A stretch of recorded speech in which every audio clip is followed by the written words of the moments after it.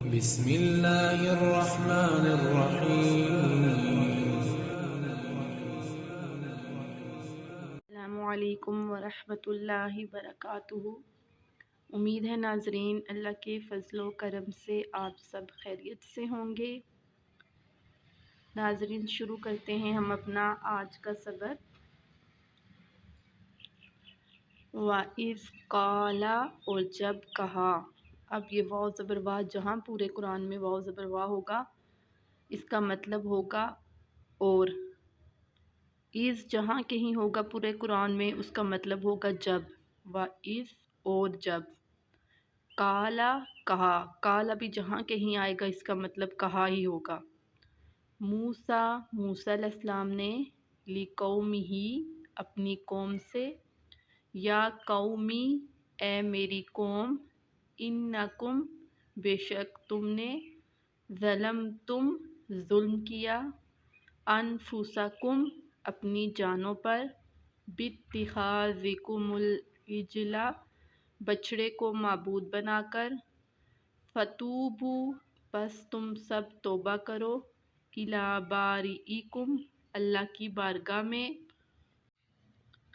فاقتلوا، پس قتل کرو، انفسکم، اپنی جانوں کو، ذالکم، یہ تمہارے لیے، خیر لکم، بہتر ہے، عند بارئکم، تمہارے رب کے نزدیک، فتاب علیکم، تاکہ وہ مہربان ہو تم پر، انہ هو التواب الرحیم، بے شک وہ بہت رحم کرنے والا اور مہربان ہے۔ اب ناظرین جیسا کہ میں نے آپ کو پچھلے درس میں بتایا تھا کہ موسیٰ علیہ السلام اللہ تعالیٰ سے کوہ طور پر ہم کلام ہونے کے لیے گئے تو ان کی قوم نے بچھڑے کو معبود بنا لیا۔ جب موسیٰ علیہ السلام واپس آئے تو وہ اپنی قوم پر غصہ کرنے لگے اور کہا کہ اللہ سے معافی مانگو۔ اب اللہ تعالیٰ نے معافی کا طریقہ کیا بتایا کہ وہ اپنے آپ کو قتل کریں۔ جو لوگ بچھڑے کی پوجا نہیں کرتے اور جنہوں نے اس وقت بچھڑے کی پوجا کی وہ ان کو ماریں جنہوں نے پوجا کی۔ اب ہوا ایسا ہے کہ جیسے کسی گھر میں باپ نے بچھڑے کی پوجا نہیں کی، بیٹے نے کی تو باپ بیٹے کو مارے، اور اگر ماں نے پوجا کی بیٹی نے نہیں کی تو بیٹی ماں کو مارے۔ اب یہ ان کے لیے اتنا مشکل کام تھا اور تھا بھی اللہ کا حکم، اور یہ اس لیے اللہ نے ان کو آزمائش میں مبتلا کیا تاکہ جنہوں نے پوجا نہیں کی انہوں نے ان کو سمجھایا کیوں نہیں، ان کو روکا کیوں نہیں۔ ان کے لیے بھی ایک سزا تھی کہ اپنے جو قریبی رشتے ہیں وہ ان کو قتل کر رہے تھے، اور ان کے لیے یہ سزا تھی کہ انہوں نے عبادت کیوں کی۔ تو اس طرح انہوں نے ایک دوسرے کو قتل کیا تو اللہ نے ان کو معاف کیا کیونکہ ان کی دنیا میں یہ سزا تھی۔ تو یہاں اللہ تعالیٰ نے اسی کا ذکر فرمایا اور پھر اللہ تعالیٰ نے ان کو معاف کر دیا۔ پھر آگے اللہ رب العزت نے فرمایا، وَإِذْ قُلْتُمْ، جب تم نے کہا، یا موسیٰ، اے موسیٰ، لن نؤمن، ہم ہرگز نہیں ایمان لائیں گے، لَکَ، تجھ پر، حتیٰ، یہاں تک کہ نَرَى اللَّہِ، ہم دیکھ لیں اللہ تعالیٰ کو، جَہْرَةً، ایک جھلک، فَأَخَذَتْكُمُ الصَّاعِقَةُ، بس پکڑا ان کو ایک چیخ نے، وَأَنْتُمْ تَنْظُرُونَ، اور تم دیکھ رہے تھے۔ اب ایسا ہوا کہ جب بنی اسرائیل کو موسیٰ علیہ السلام دعوت دینے لگے تو انہوں نے کہا کہ ہم ہرگز نہیں ایمان لائیں گے، کہ ہم آپ کی کہنے پہ یقین نہیں کریں گے جب تک ہم خود جا کر اللہ کو نہ دیکھ لیں۔ اب موسیٰ علیہ السلام ان کو اپنے ساتھ کوہ طور پر لے گئے۔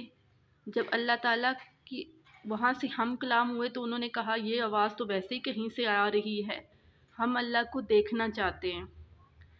تو پھر اللہ رب العزت نے ایسا کیا کہ جب انہوں نے موسیٰ علیہ السلام سے یہ سوال کیا کہ ہم اللہ کو دیکھنا چاہتے ہیں، تو پھر ایک زور سے ایک بجلی چمکی اور وہ سارے وہاں پہ ہی مر گئے اور موسیٰ علیہ السلام بے ہوش ہو گئے۔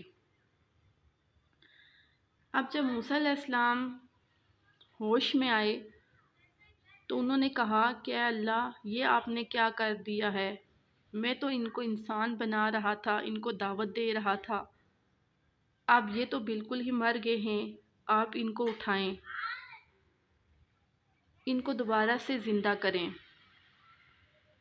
پھر اللہ تعالیٰ نے ان کو دوبارہ سے اٹھایا۔ تو یہاں اللہ اسی کا تذکرہ کر رہے ہیں کہ انہوں نے موسیٰ علیہ السلام سے طرح طرح کے سوال کیے۔